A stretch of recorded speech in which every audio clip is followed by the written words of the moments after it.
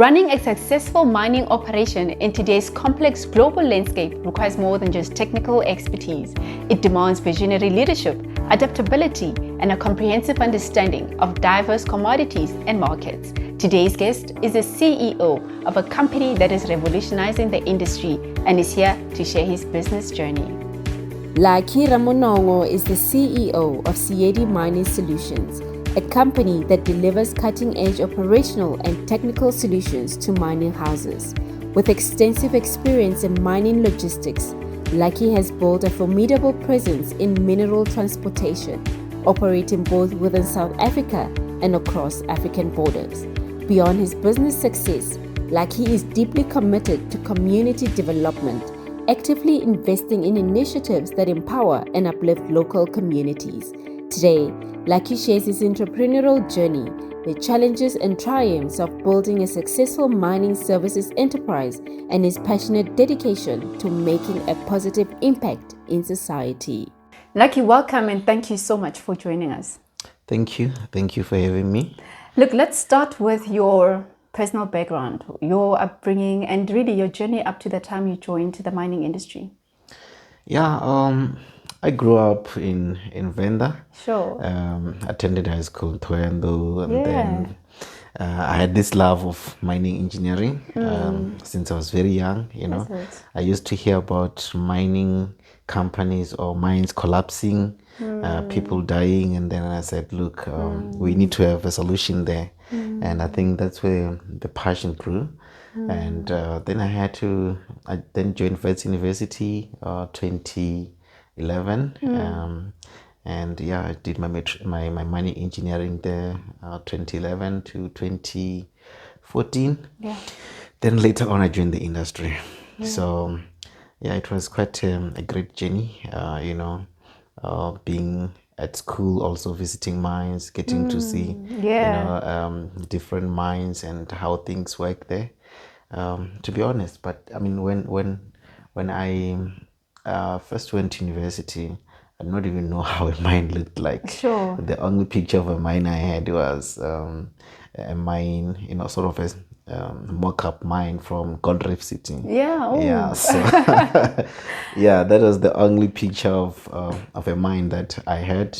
And it was quite difficult, to comprehend during the studies how, your normal mine looks like. But as we advanced our studies, we got to understand this mining much better.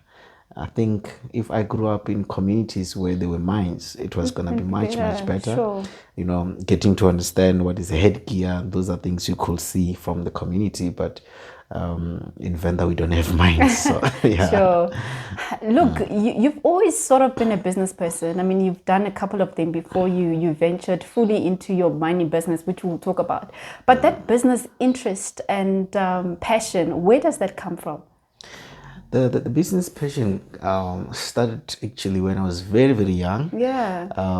In primary level, if I remember very well. I used to sell sweet at school. Sure, I used to sell sweet at school.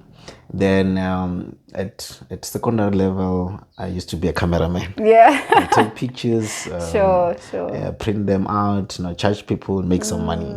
So, and then I also got to sell, the chemical products. My uncle was actually working in Johannesburg, and then he will send the chemicals, and then I will sell them in Venda and make some money. So then also after completing my degree, then we started the tutoring business, this is where I got to advance my entrepreneurship, a passion, if I can say. So. It's always been there.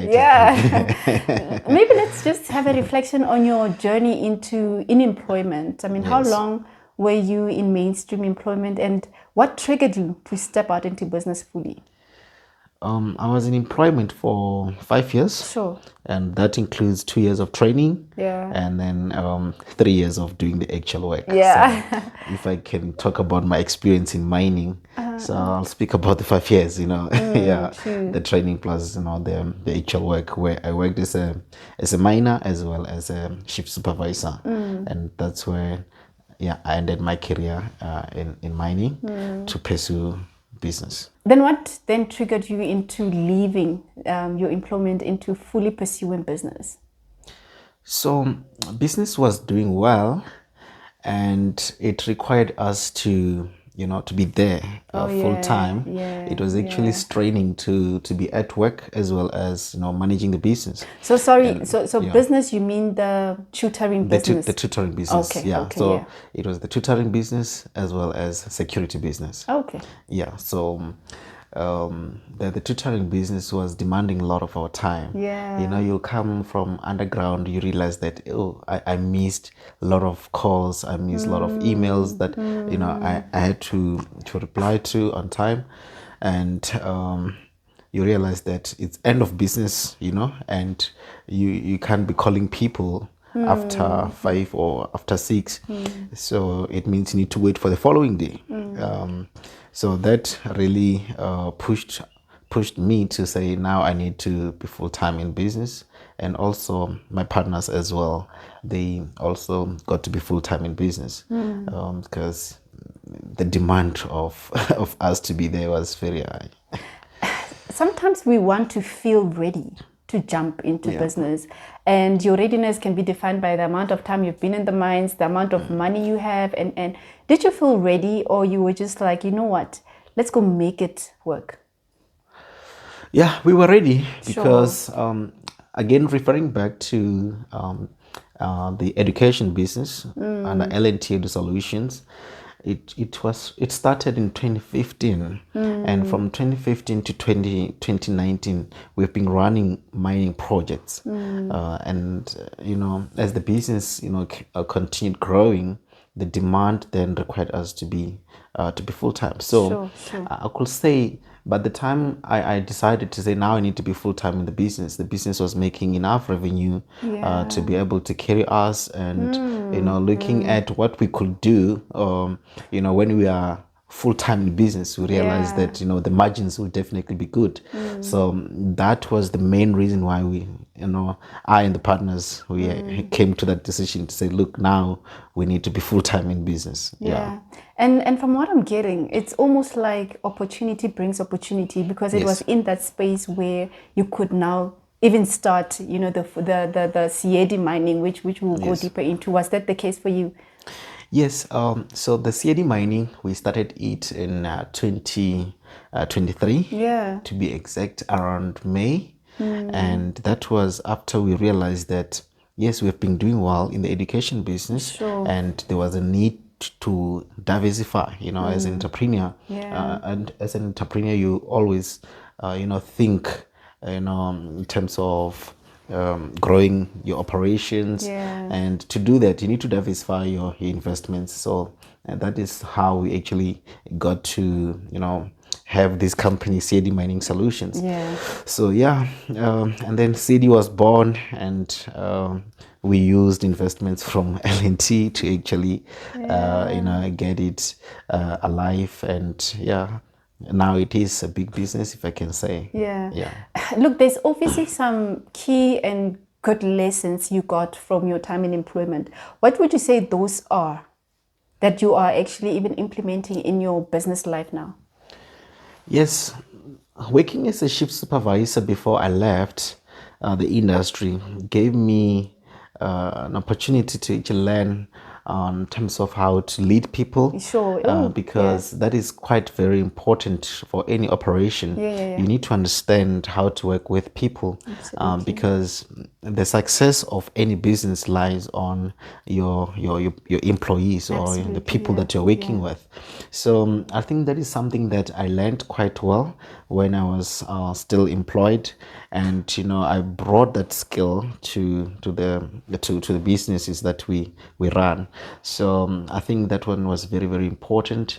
And then also in terms of meeting targets, Mining industry is an industry that is target driven. Yeah. So you're always chasing targets there. Yeah. So like any other business, if you want to be successful in business, you need to set the KPIs for the business so that you can be able to reflect whether you're doing well or not, right? Absolutely, yeah. And I think that mentality of chasing targets all the time, we brought that into the business space. Sure. And that helped us to grow and make sure we are successful in all the businesses that we run. Yeah.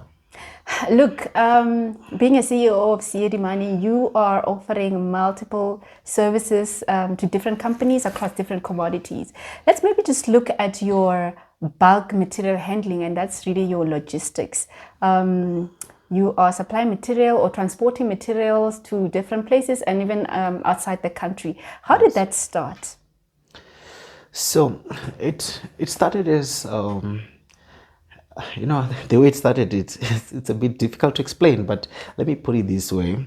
We were having meetings with couple of colleagues, and then we got to realize that there is a need in the industry because South Africa was struggling with your railway maintenance, Yes, true. and that really caused a lot of demand of logistics, in terms of your site tippers, and that's how we got into business after we saw the gap.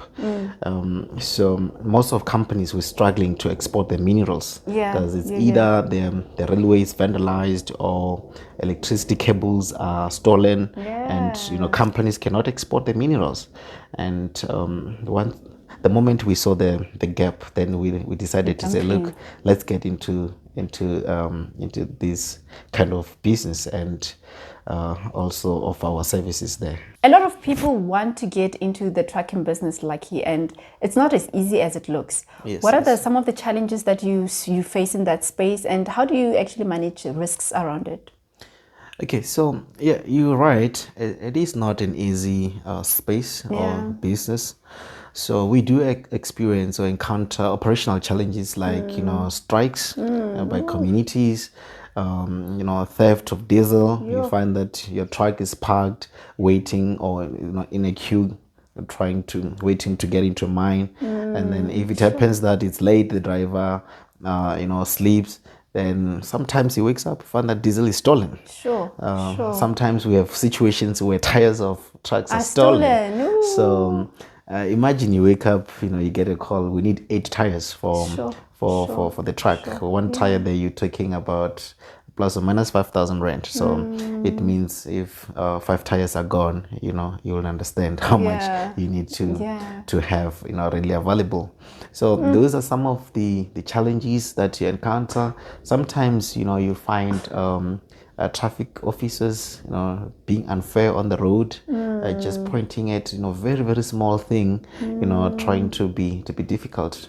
I know we need to comply, but it's difficult to say the truck will be 100% right all the time. Sure. Yes, so those are some of the challenges that we encounter.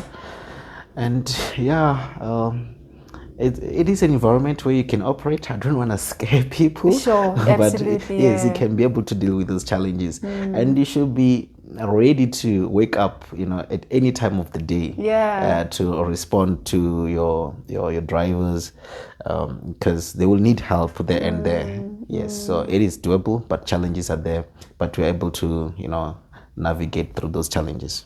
You do transportation across different provinces in South Africa and also just outside South Africa. Maybe just highlight some of the issues you have when working in other countries, and sort of just to help people who want to do that understand what they need to prepare themselves for when dealing with other countries. So the regulations, when you're working outside the country, you need to really understand the regulations there. Absolutely, because laws of these countries are not the same, right? So one of the biggest challenge that you deal with when you're working with another country is the issue of compliance. The issue of language barrier is also a big problem. Because if the police, let's say in Mozambique, speaking Portuguese, stops your driver, and then it becomes a very big challenge for them to understand, one another. At certain times, I'll call my colleagues and do a conference call with a police officer, so that they could translate from Portuguese to English, so that we could deal with the challenge. So it's regulation matters, as well as language barrier. So those are actually main challenges that we encounter when you operating outside the borders of South Africa. And for example, if let's say your truck is involved in accident, how they go about handling the whole matter is totally different from South Africa. Yeah, you can find that a very small accident can stop your truck from operating for the whole day, trying to move from police, another department, this department. So those are issues that you encounter when you do cross-border, and many people don't like it because of those issues. Look, we know what trucks do to the roads. Are you charged fees or taxes just because of the impact or negative impact that trucks tend to have on the roads? Is there a special fee that you've got to pay?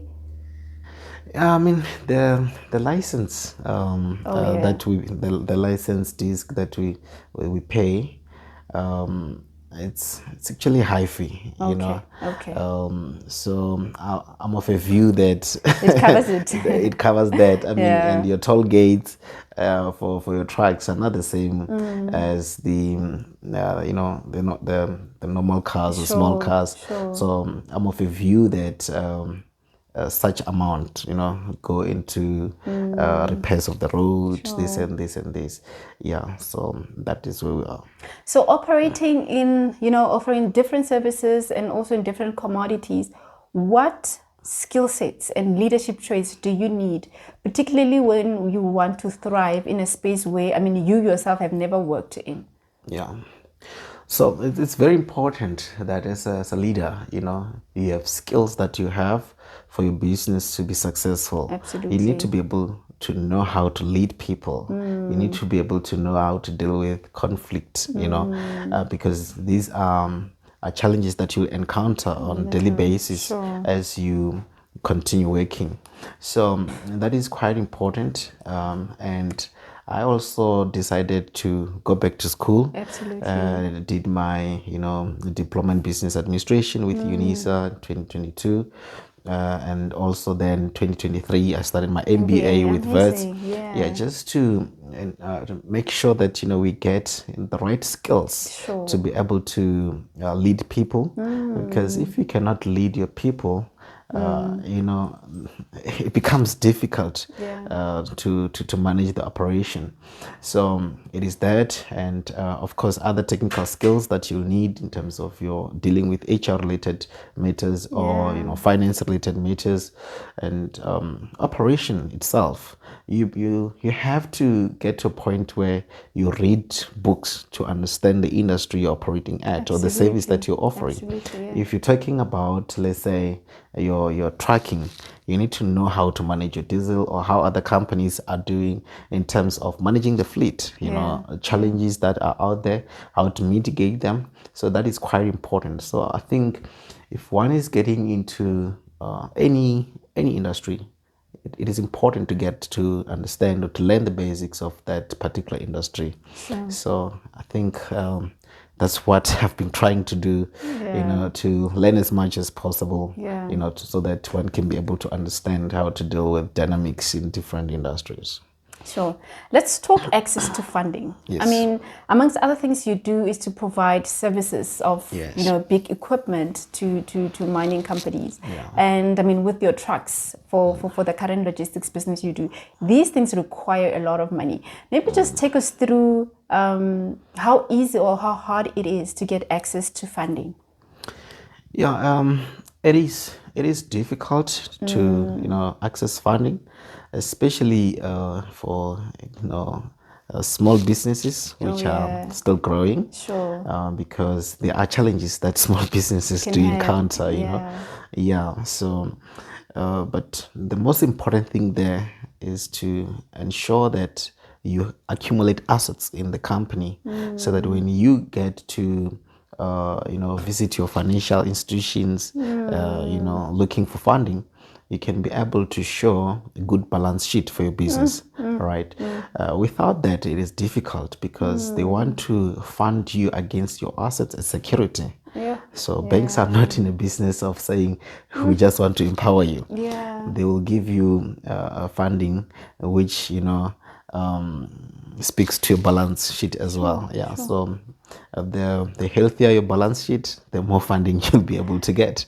But so like, you think of somebody like Mahlogonolo, who then wants to buy a truck, and start small and build their asset. I mean, and there's a lot of people like that, unfortunately, where they really want to get into it and build, that kind of profile. Where do they even start? So to start, one needs to register a business and get to start working on that business. There must be cash flow in that business, because when you go to the bank looking for funding, they want to see if you will be able to make money. So, but there are various ways that I always advise people. I remember one of my MBA colleagues wanted to buy a piano. And she was like, no, look, I think it's time that I get to buy this. I said, you can buy yourself a truck. So she registered a company, and then she went on and actually withdrew money from her bond, So she has been paying her house for quite a number of years, right? So she withdrew money from the bond, and that money assisted her to buy the truck cash, which means now she only has to deal with financing the bond again. You get the point. So that is actually one way to deal with it. Absolutely. But I mean, if you're looking at a situation where one does not have that kind of asset, so starting from scratch, it's very difficult. So you may even look at ways like rental as you start, but you also need to have good cash flow, because a truck rental can be around 90k 100k a month, so you need to pay that money upfront before you can even operate. So it is an expensive business to run, if I can say, but it's doable. It's doable. But the best way to do that is to actually start a business and be able to show some cash flow in the business. But you, as a director of the company, you also need to make sure that your balance sheet is good, because if you don't have good financial discipline, when they assess your credit scores, if they're low, then that might affect the whole application and not be able to get funding. Look, there's a level of risk here and boldness that you need to get into this kind of business. Would you say this was the case for you? Yes, it was the case. As entrepreneurs, we take risk, right? Otherwise, if you're not willing to take risk, you're not an entrepreneur, and that's the whole definition of an entrepreneur. You take risk hoping for profit. I can tell you, we have lost money in the process. In other businesses, we've started other businesses that we closed down, having invested a couple of millions there. So but that does not stop us as entrepreneurs, because we're always having this faith that it will work. But one has to take a calculated decision. When you say, I want to invest in this, you need to know your way in and then your way out if really things doesn't go well. If things do not go well, then you need to know your way out. So that is quite important. And that is where education comes in. Absolutely. You need to calculate your risk, understand your risk profile, and how you go about mitigating that. So that is very, very important. That's something that I've learned. So I'm still learning also in my current studies. Sure. Like, there's also personal sacrifices that you've got to make when running a successful business. What would you say those were for you? So, yeah, there are a lot of sacrifices that one, needs to look at. I mean, if you are a person who is always, watching football with friends, sometimes you need to say, look, I'm busy attending to matters of the business, right? Yeah. So there are a lot of those. And I think with me, I got to a point where I told myself that this rather work now as young as I am. Yeah. Because I mean, time is not waiting for anyone, Absolutely. right? Yeah. So other sacrifices you'll be looking at, not giving your family 100% time that they will need, right? Sure, So that you focus on business, late nights, those kind of sacrifices. So I think those are main sacrifices that one needs to look at.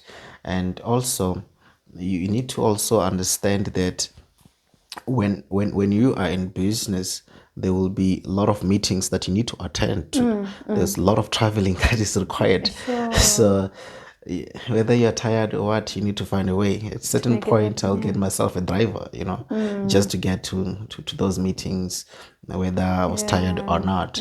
So yeah, we did a lot of traveling, to be honest. Yeah, so those are some of the sacrifices that one needed to do. And sometimes work can be so straining and stressful. How do you take care of your mental health? Yeah, as men, especially as black men, we always think we are fine. Yeah, you do. Yeah, so I think chatting with people, chatting with friends whenever I have challenges or problems, I think that helps. Getting second opinion. I think that's something that I do a lot. And I do have some of my friends who are actually psychologists, and you just ask questions and they start assisting you. Yeah. They will activate the waking mode, and you benefit for free. Yeah, so I think that's what I do most of the times. Yeah, thanks. Doing business with people close to you, and I know this because I know you're doing business with your friend, can be of a great advantage. But if that is not managed correctly, it can ruin both the relationship and the business.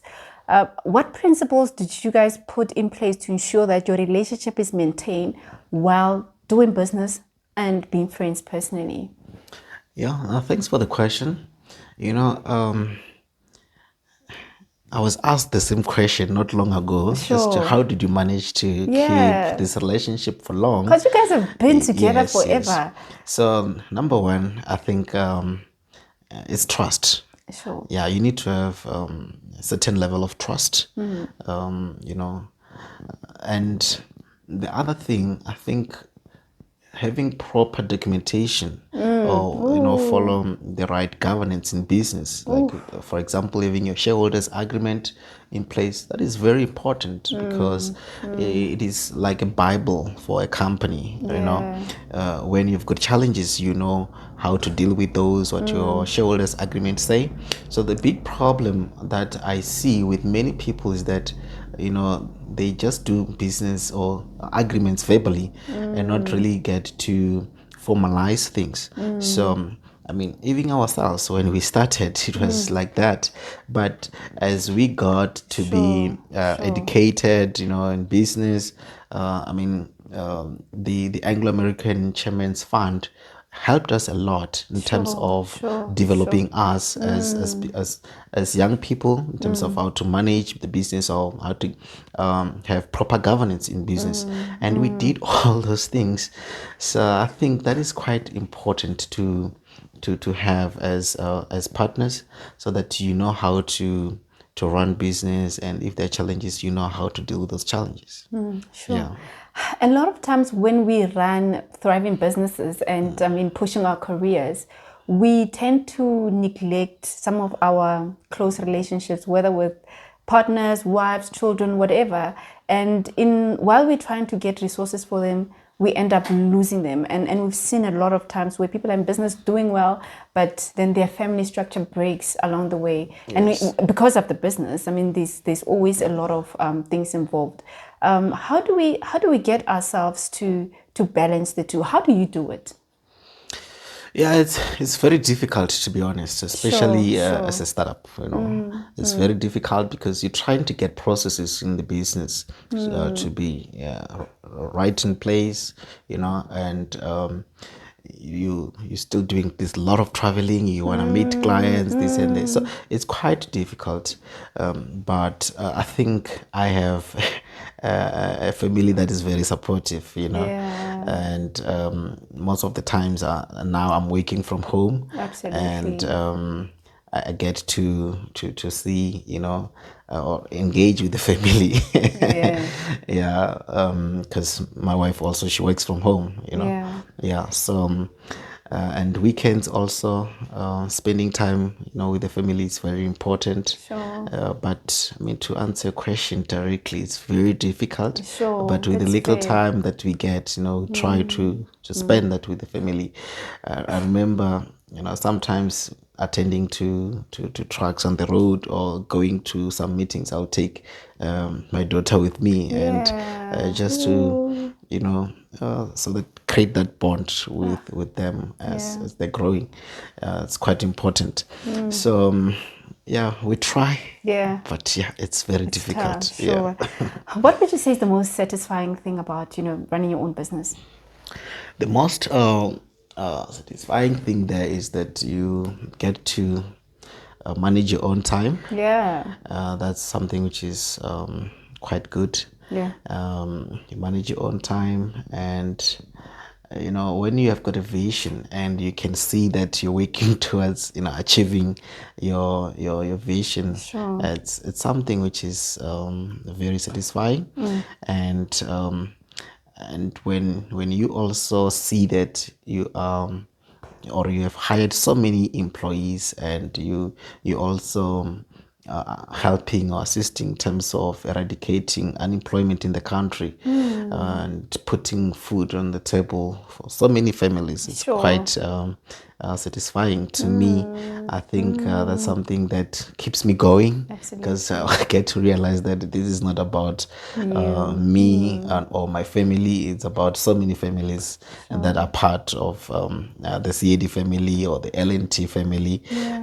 So it's very, very satisfying, and seeing our employees growing as well, because some of them, they'll start with us and then they get to move to other companies, looking for better opportunities. And that as well, it's satisfying to see growth in people. And within our company as well, we've got employees who joined us as junior employees, and today they're managers in different roles or departments. And to see such growth, it is very, very satisfying. And then others get to go back to school, advance their careers, and they learn quite a lot, the skills that we give them, or skills that they acquire from the business itself. It is satisfying to see people growing, if I can put it that way. Sure. Look, talking about growth and employment opportunities, I mean, employment opportunities in this country are quite thin, and in the industry as well. We need more and more entrepreneurs, honestly. So what would your advice be to people who are, already in employment, and those who are perhaps even still studying, to sort of start looking for business opportunities, particularly in our industry? So people who are in employment already, it's quite important to understand that things are changing. We're living in an era or in time where technology is becoming very important on our daily activities, right? So I'll say those who are already employed, they need to keep getting new skills, because if they don't do that, they will become irrelevant and they will be replaced. Right? And companies wants to be profitable, and if you're not acquiring new skills, it means you need to be replaced. And those who are are still outside looking for employment, it's quite important that you don't only look at one industry. You look at different industries there, because the degree that we get from varsity, or qualification we get from varsity, it's enough to a point that you can apply your mind. You can be able to work in different sectors, because the qualification doesn't just teach you to be narrow-minded. If you say, I'm a geologist, the only thing that I can do is to work at a mine. No, you can work in banking, you can work in other sectors as well. So that is something that I keep on encouraging people to look at, and also trying to start small businesses, but not with the mindset to remain small, of course, to grow. That is quite important, to ensure that we don't just remain unemployed, saying that we don't have jobs. We need to create jobs. We need to create jobs. You were part of a policy task team that was appointed by your previous CEO, where you had to create a company policy around addressing youth unemployment in communities that are hosting mines. What should other leaders and mines learn from the work you've done, and some of the findings and solutions that you have brought forth? Thanks for that. So we did that work, I think, around 2015, 2016. Sure. And we're looking at, ways to actually eradicate youth unemployment within the host communities, right? Because it was becoming a challenge. Communities were only relying on mining, in terms of employment. So the policy was actually aimed at identifying issues which are leading to that youth unemployment. And one of the findings, after assessing different stakeholders, or visiting different stakeholders in different provinces, analyzing your municipalities, IDPs, we realized that education was actually one of the biggest challenge. Sure. So we realized that education was one of the biggest challenge, and companies or corporate companies had to start investing more in education. So that was one of the key findings. So in terms of advising other companies, it is important to partner with the Department of Education. Absolutely. In terms of making resources available for schools. I mean, we still have got schools without internet at this day and age. We still have got schools that not have enough books. So if we can invest more in education, and not just education, relevant education, we need to get coding and robotics to our schools. Absolutely. We're talking about 4IR at the moment, but other countries are already speaking about 5IR. So it is important to have relevant education to our schools, so that our youth, when they pass matric, they can be able to advance their careers on relevant careers as well, and not only rely on mining operations. So it's quite important to have different players in the economy coming together and support our youth. So that was one of the key findings, and this is what L&T seek to address. Making sure that we give support to our students in terms of your math, science, or STEM career, technology, and get them to be at the same level as as a child who is in urban area, or a child who is in America. There shouldn't be any difference. So that's what we seek to eradicate within the space of youth unemployment. Lucky, you do a lot of work where you give back to communities that has raised you, and I'm talking back home in Venda, the schools that you attended, even the university, because you've also done some sponsoring to your mining students. Yes. How important is giving back to you? Giving back is very important, because as companies, we make our earnings from our communities. Yeah. So you ask yourself why corporate are started, or why corporate companies exist. It's actually to fulfill a specific purpose for communities, right? So if we don't go and give back, we will have communities which are uninspired, communities that lack resources.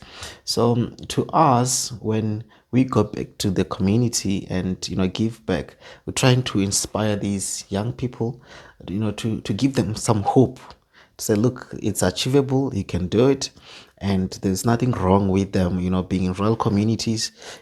Try to bridge that gap. Sure.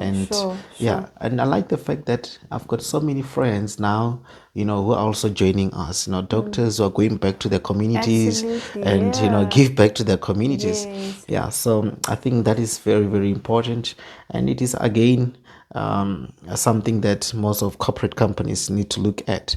We do have others which are doing very well in this space. It's a matter of us just continue on pushing hard on this and make sure that our communities benefit. For someone looking to do business in mining and they just don't even know where to start, what advice would you give to them? Yeah, business in mining, I think nowadays is becoming very easy, especially for